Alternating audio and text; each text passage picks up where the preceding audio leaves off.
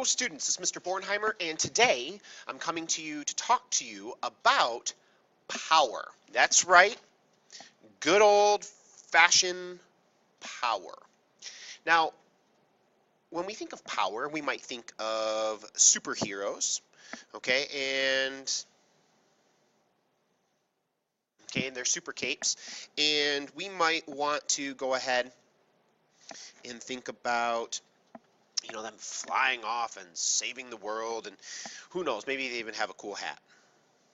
Okay, but nonetheless, power, this idea in physics is a little bit different than, let's say, what Marvel has associated with power. For instance, like Thor and his hammer, or Superman flying in the Man of Steel. What we're really looking at in terms of power is work that is done in a given amount of time. Okay, so let's start with this idea of work.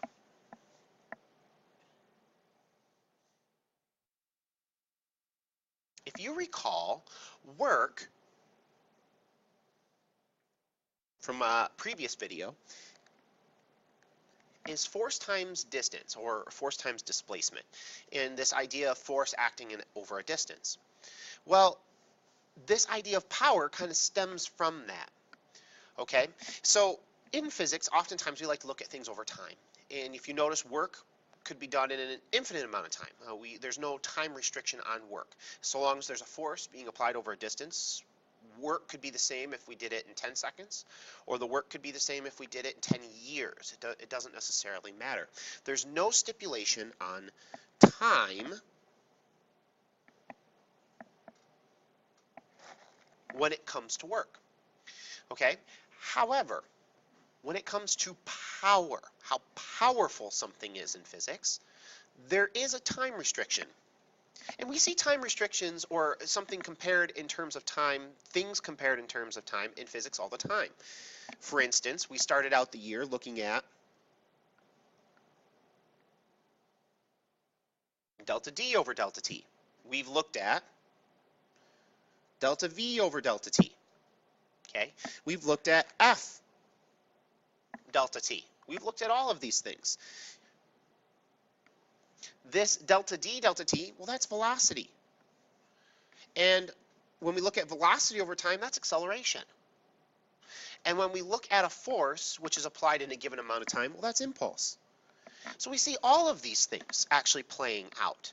And we see all of these things being used in terms of time. Well, it's no different when we're looking at work. When we want to look at the amount of work done in a given amount of time, we call this idea power. Okay? So what we do is we say power is equal to work, okay, over time. And it seems to be this common trend that time is always in the denominator. Okay, so we're looking at work, we're looking at time, and in the process we come up with power. And this power, it actually has a very familiar unit, a unit which you probably have used or referenced at some point and you didn't even know it. As a matter of fact, this unit has a lot to do with the light bulb. As a matter of fact, this light bulb, okay, is what we call a 23-watt light bulb. And we've always wondered, well, what is a watt? Okay, it's like Watson. It's like, what are we going to explore today, Watson? Except, okay, watts in physics actually relate to this idea of power.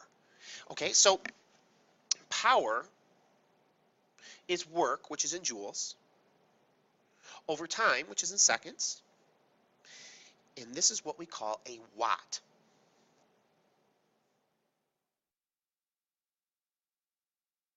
Like so. So a watt is something that is telling us about power. So a 23-watt light bulb, like this one, ding, is telling me that there are 23 joules of energy being used every second when this is plugged in.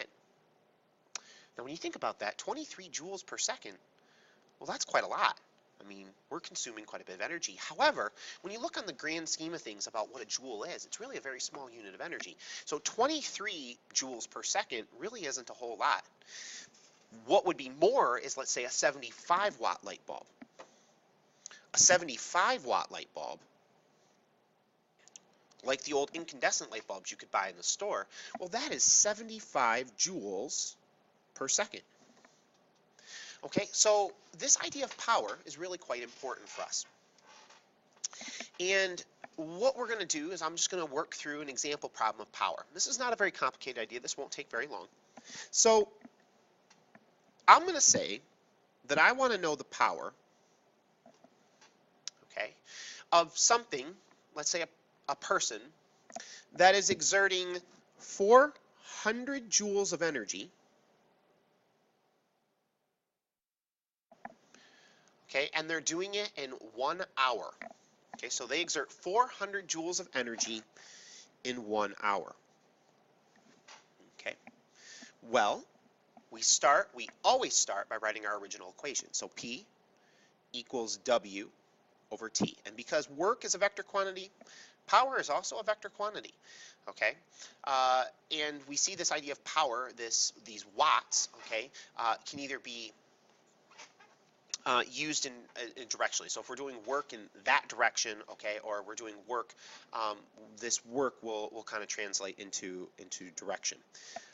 Though for our purposes in algebra-based physics, we're not going to look at it quite like that. We're just going to be concerned with it as something or the amount of watts used in a given amount of time. So we have work, and work in this particular case is 400 joules of energy. But it's in 1 hour. So what we need to do is we need to convert 1 hour into seconds. Well, there are 60 minutes in an hour. There are 60 seconds in a minute. So 60 times 60 gives us a grand total of 3,600 seconds.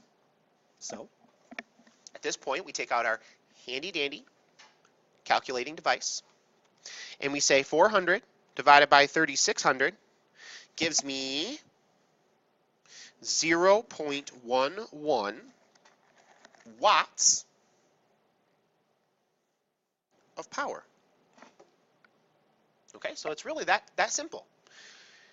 Now, let's say that we want to know something a little bit more complicated. We're looking at a system and we want to find its power. Okay, so let's say for a moment that we're looking at a mass that's being accelerated, okay, a certain distance and a certain amount of time. Okay, so let's say that a car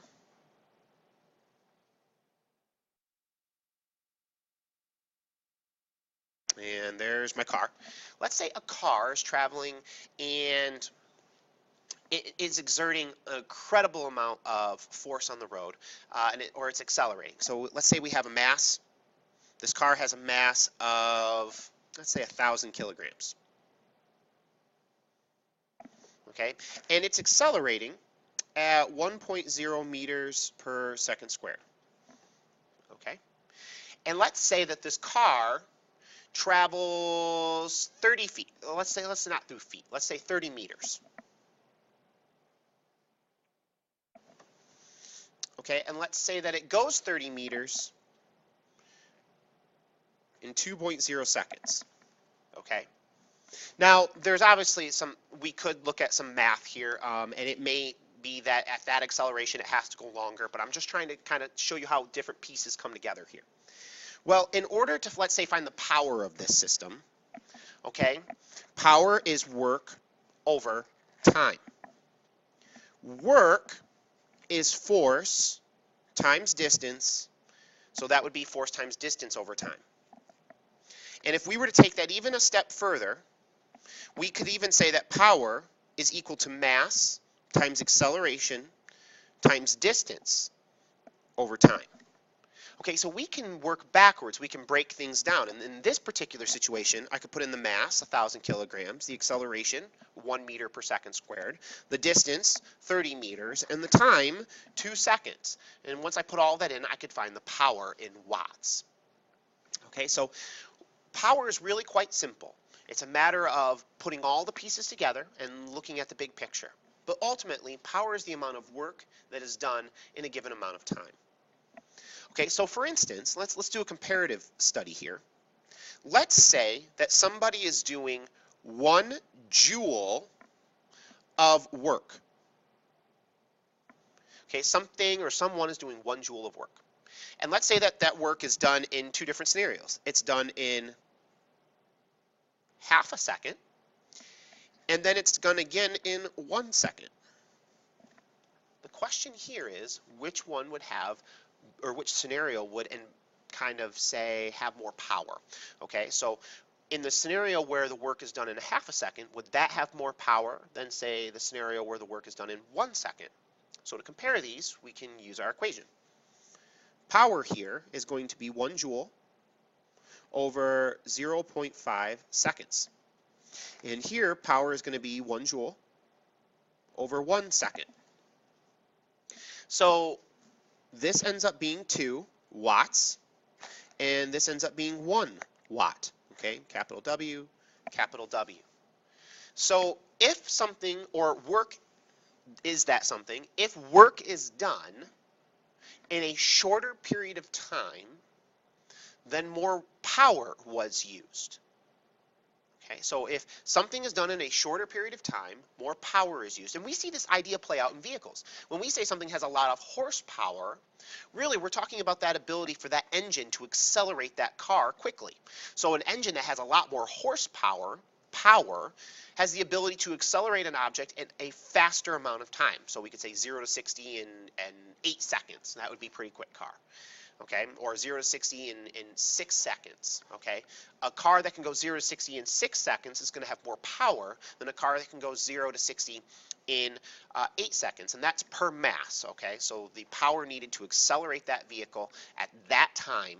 Okay, so that's what we're talking about when we're talking about power. We also talk about power in the sense that we use it. Every time we start up our microwave, we're using power. If you go home, you would see that your microwave probably is labeled as either being somewhere between 550 watts to 1100 watts. Okay, that means that that's the amount of joules of energy it uses per second to heat up your food. Microwaves and electric stoves and electric dryers use a lot of energy, which means that they have high power ratings. They're consuming lots of energy, joules per second. Other things in your household, like your television, would probably, especially the newer televisions, don't actually consume that much energy. So they're going to have a much lower power rating. Okay, and the same is true of computers and whatnot. But for the most part, you can actually find the power rating on devices. You can find them on the transformers that plug into the wall, or you can find them like on a microwave. It's actually probably right inside the door. Okay, so this is power, and you should make yourself very familiar with it.